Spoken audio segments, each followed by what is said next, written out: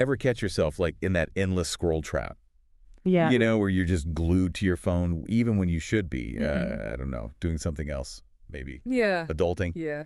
Well, today we're going deep on dopamine, Oh, yeah.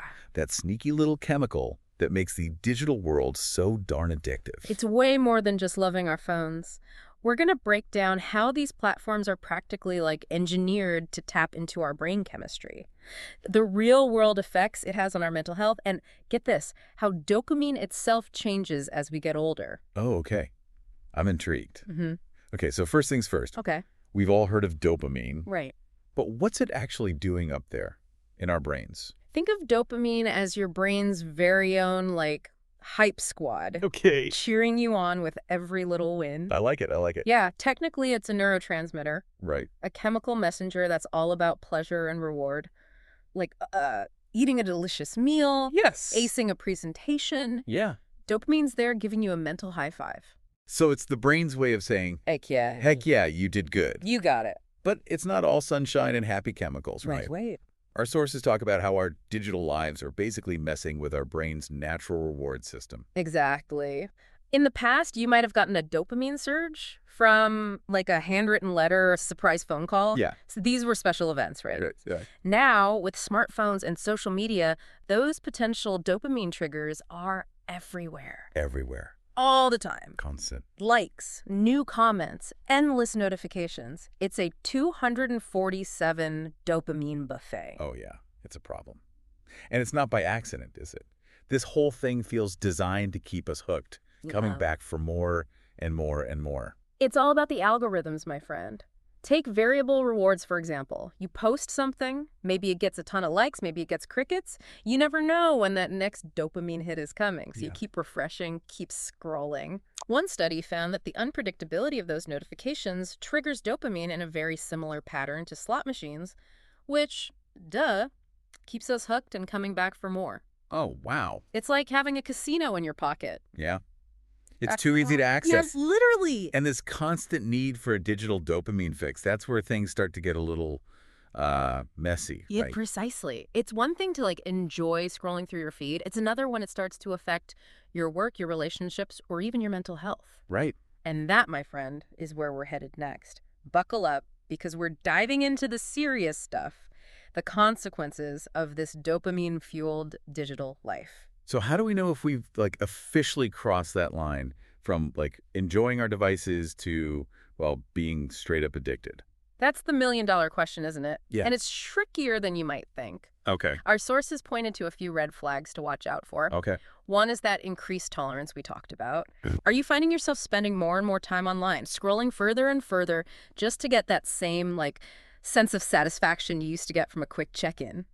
Oh, tell me about it. It's like my attention span is like shrinking by the day. I got myself scrolling through the same 3 apps, even when I knew there wouldn't be anything new. It's just like, It's a habit. it is. That's a classic sign. Another one is withdrawal. Oh. Ever feel that, like, phantom phone buzz or get, like, Yeah. antsy and irritable when you can't check your phone, even for a short time? Okay, yes. I thought I was the only one. Nope. But seriously, Mm. those feelings, they're way more common than we think. Absolutely. And as common as they are, those feelings can actually point to a real disruption in your dopamine system. Oh, wow. It's like your brain is so used to those constant hits that it like freaks out a little when they're gone. Yeah, it's just like looking for it. Yeah. Yes. And then there's the impact on your mental health, which is huge. Is your online life actually bringing you joy? Or is it causing more stress than it's worth with all the comparisons? The pressure to present this like perfect image. Right. It's easy to fall into that trap of comparing yourself to everyone else's highlight reel. Ugh, the worst. Our sources were very clear about the impact on our actual in-person relationships too. Not just how we feel about ourselves, but like our relationships. For sure. Humans are hardwired for like connection. Right. But these digital platforms, while it can help us stay in touch, they can also make us feel more isolated and lonely if we're not careful. It's like we're surrounded by people online, but feeling more alone than ever. Exactly. And it's not just the amount of time we're like glued to our screens. It's also how we're using that time. Right. Are we having like meaningful interactions, or are we just passively scrolling and consuming? It's so easy to dismiss all of this as just like, well, this is the way things are now. Yeah, Part of modern life, but the mental health effects, they're real. they are. And our sources, like, they highlight a powerful link between spending too much time in the digital world and a higher risk of anxiety, depression, even like body image struggles. We see this especially with like younger generations. Because they've grown up with this technology. It's all they've ever known. In a way, yes. And it's not just the amount of time, it's the way they're engaging online.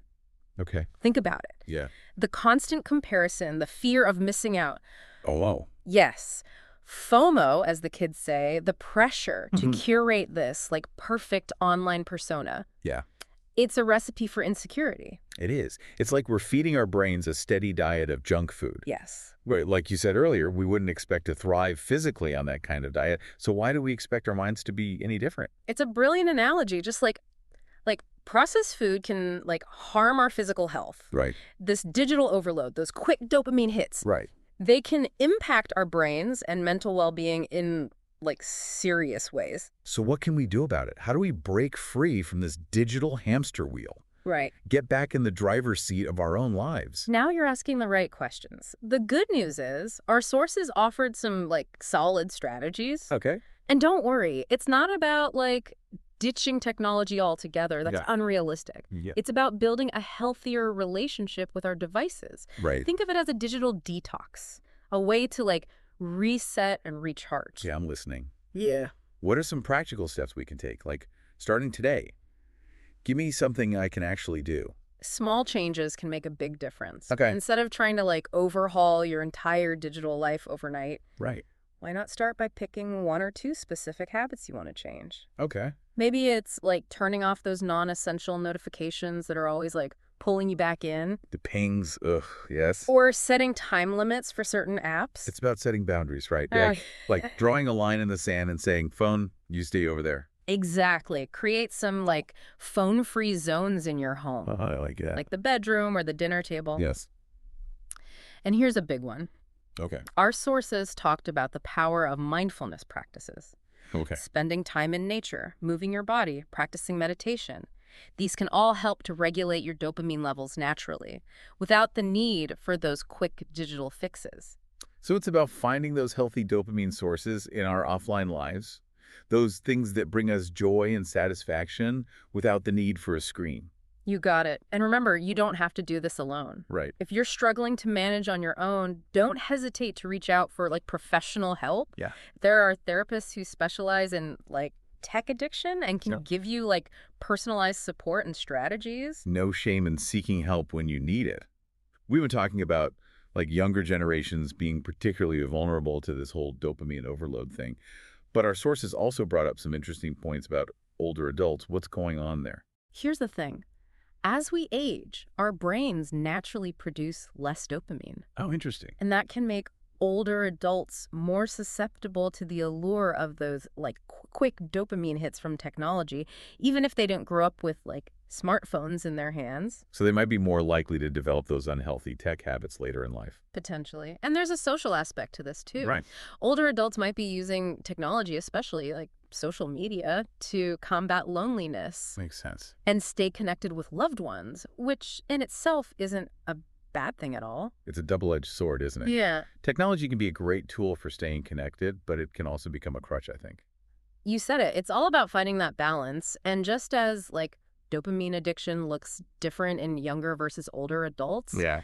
there's a whole other layer to this conversation about how technology itself can be used to address these very issues. So fighting fire with fire. Using technology to combat tech addiction. In a way, yeah. I mean, are we talking about like brains being hijacked here? Yeah. Huh. Where's the line between me just needing to like put my phone down and these companies making products that are like basically designed to be addictive?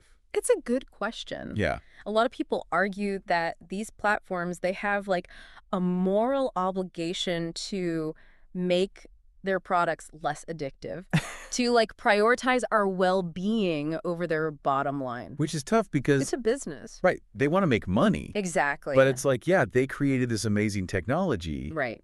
but now they need to help us use it responsibly. Yeah. So what does that even look like? Are we talking about like them adding features that encourage us to like take breaks, set time limits? Like I know some phones do that. Like you've been on this app for Yes. Imagine if our phones were as good at reminding us to put them down as they are at sucking us back in.